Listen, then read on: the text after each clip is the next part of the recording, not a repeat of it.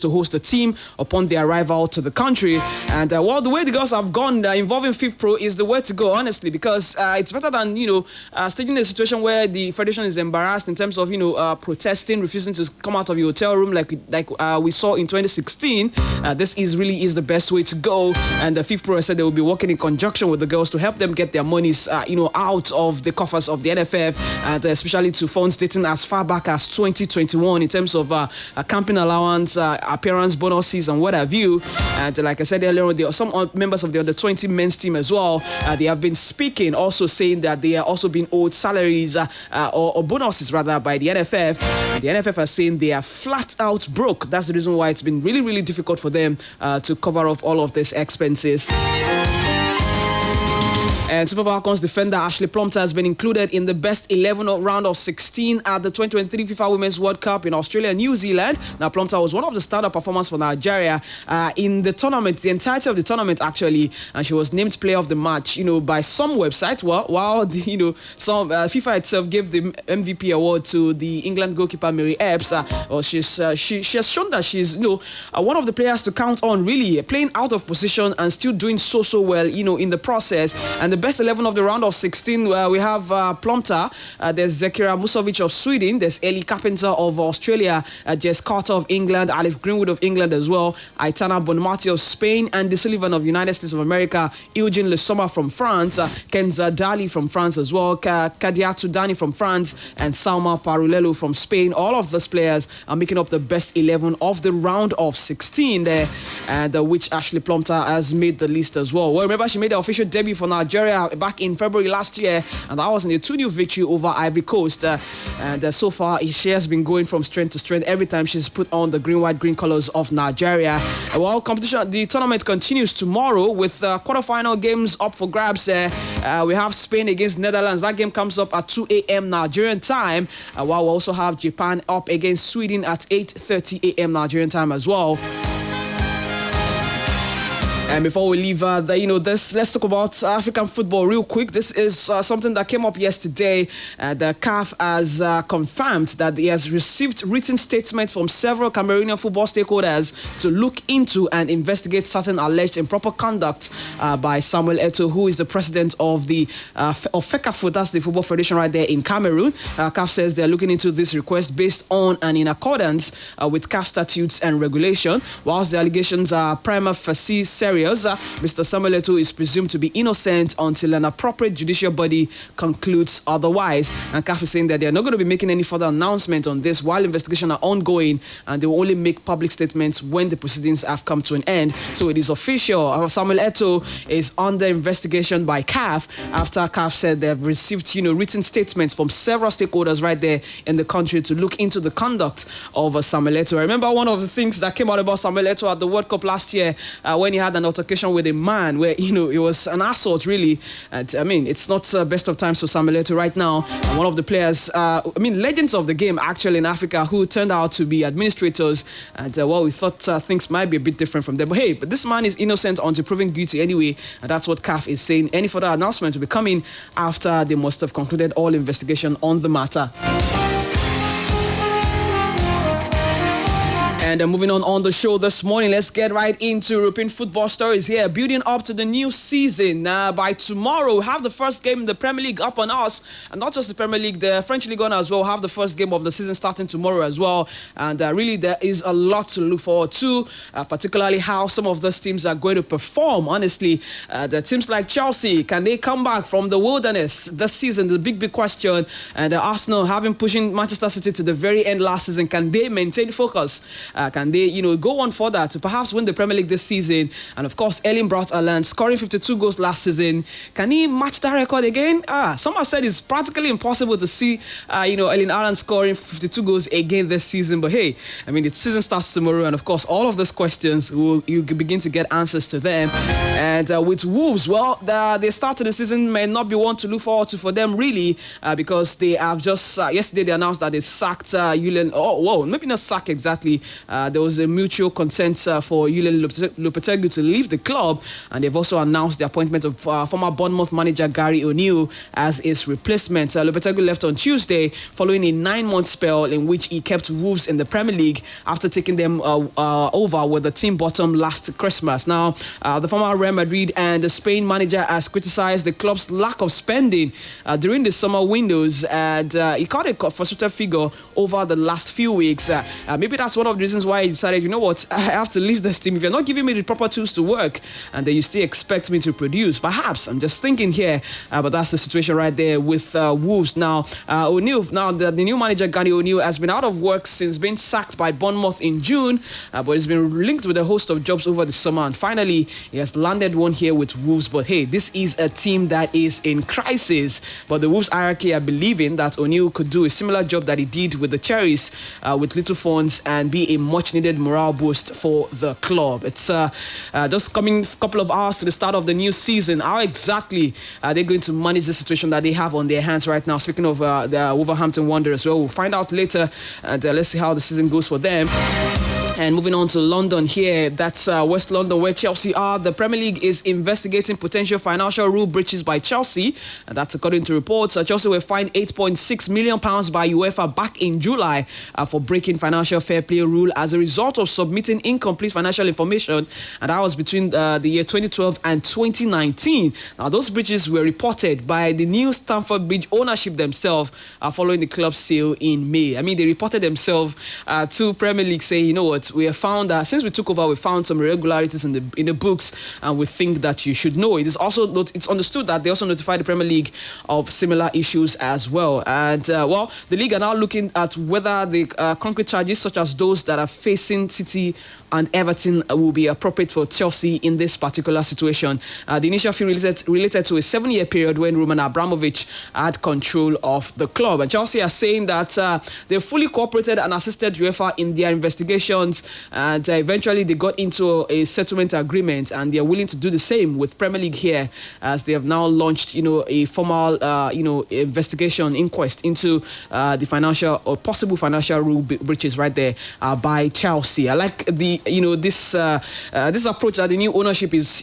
having to it, saying we are very open here, we're willing to do things openly, and whatever you come out with, they'll be hoping that if indeed at the end of the day they are charged with some breaches or whatever, they can agree enter into some sort of settlement agreement that they had with UEFA to get them out of the situation. Since I was talking about Chelsea here, Reece James has been announced as the club captain ahead of the start of the new season, and of course he's responded to that. He says he's honoured to be the new leader of Pochettino's Chelsea's revolution here. He's an academic graduate. There is a happy man after the club announced him as the new skipper. And Chelsea noted that Reece, who joined the club at the age of 6, was the standout choice for the captain's armband. And according to manager Pochettino, the Cobham graduate was chosen because of his exemplary attitude and dedication there to Chelsea Football Club. Well, it's a good one. I've always seen this man as potential in terms of captain's armband there. It looks the part, honestly. It looks like the proper Chelsea kind of player here. And I'm really happy for him that he's gotten the captain's armband. But then the big question is, will he be able to keep himself fit in terms of fitness issues, injury worries that he's had for the longest time possible? Because as a captain, you want to be on the field as much as possible. Then let's see how he inspires Chelsea and the rest of the squad back from that horrible performance that they had last season.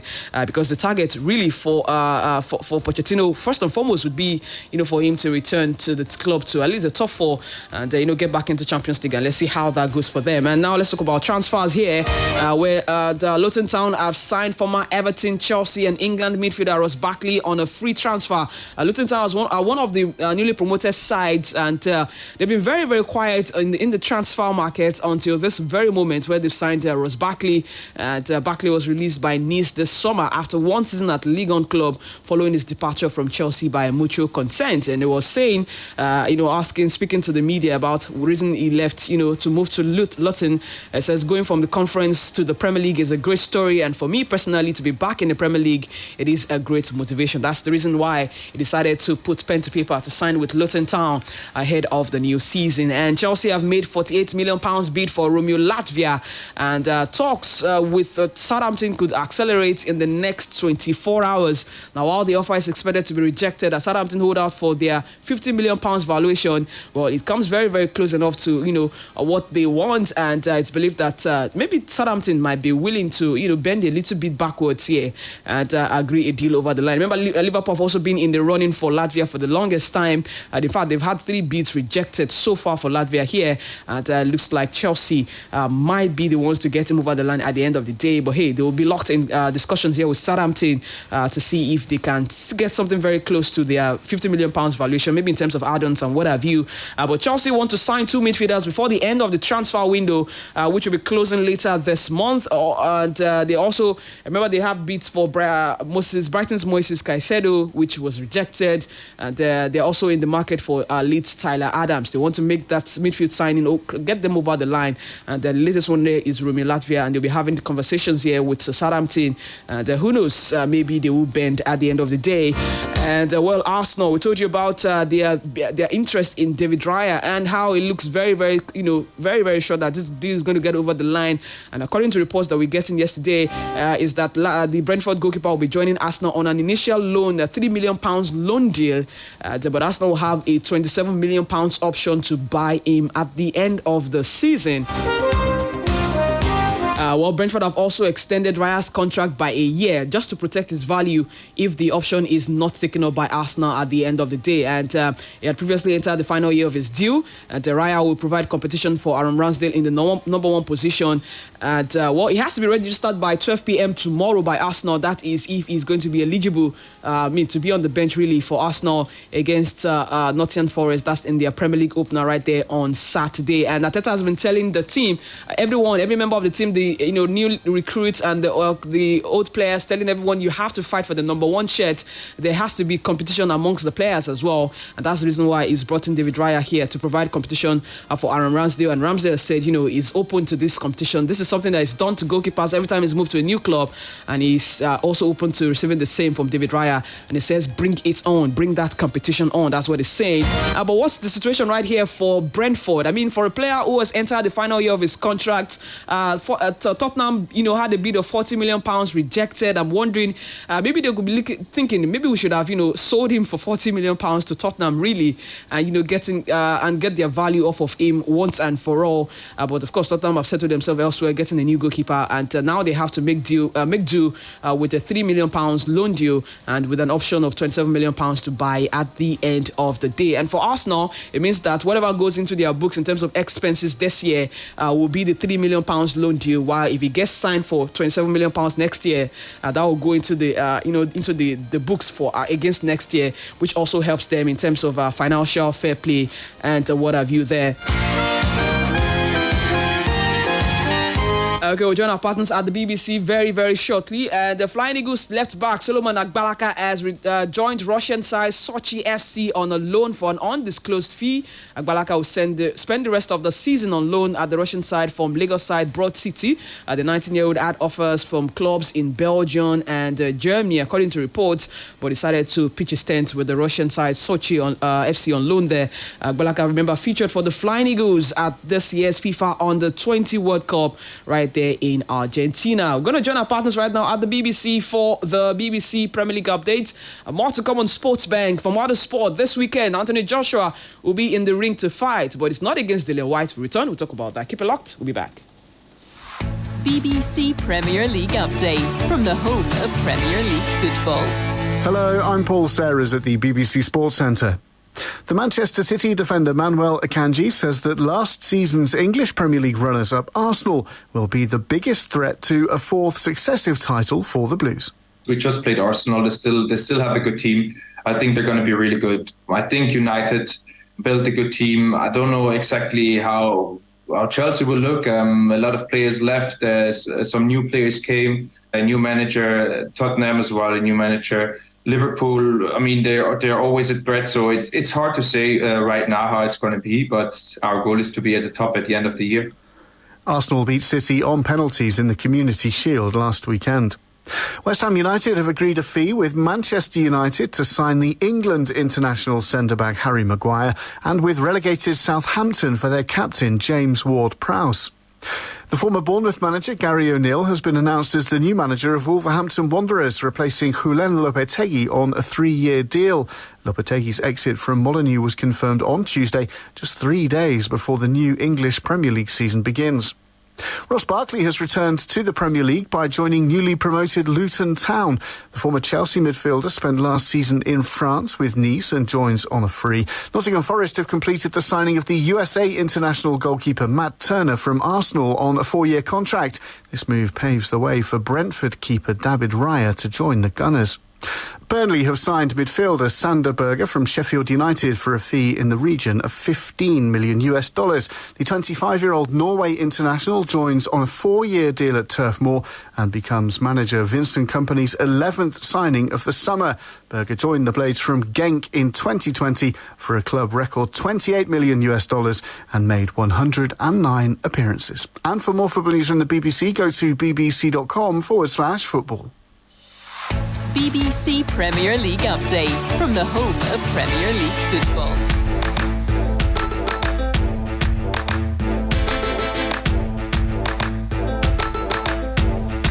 Okay, welcome back from that break with the BBC for the BBC Premier League update. Shout out to everyone streaming us live on YouTube this morning. We're streaming live on YouTube here.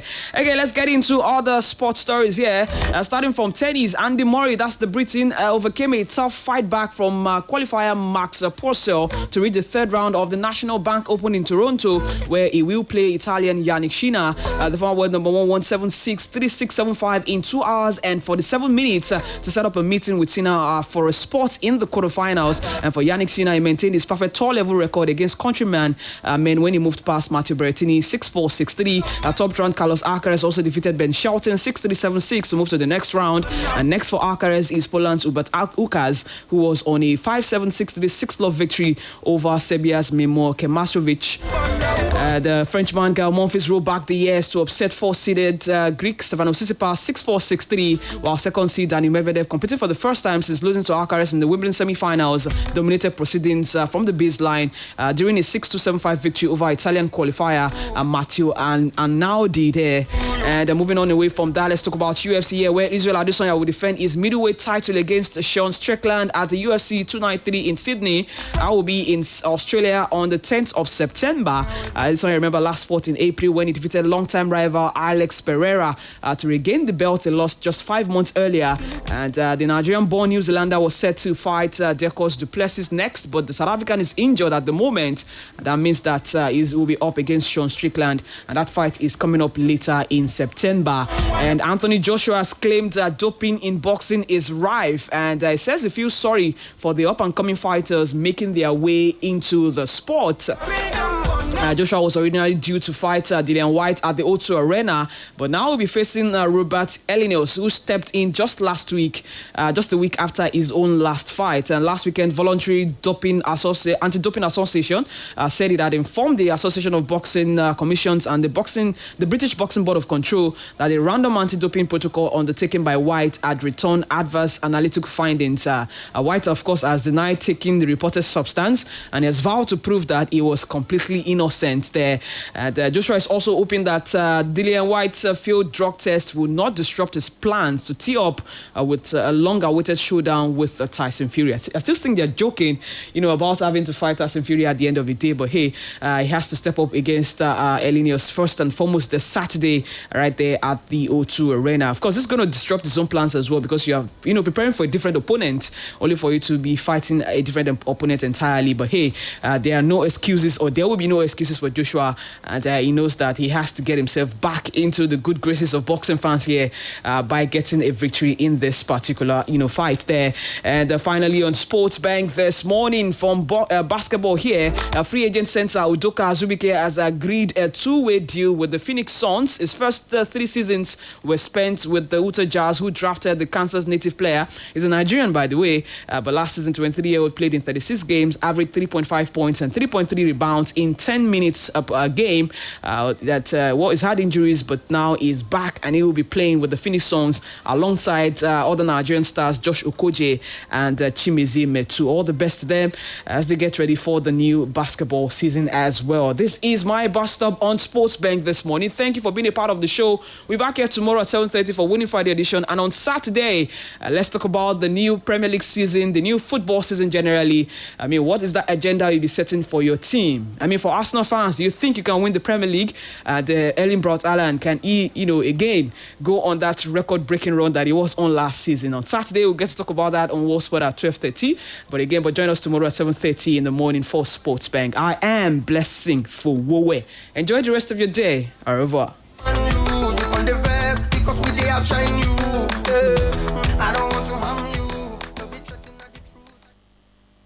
Splash FM 105.5.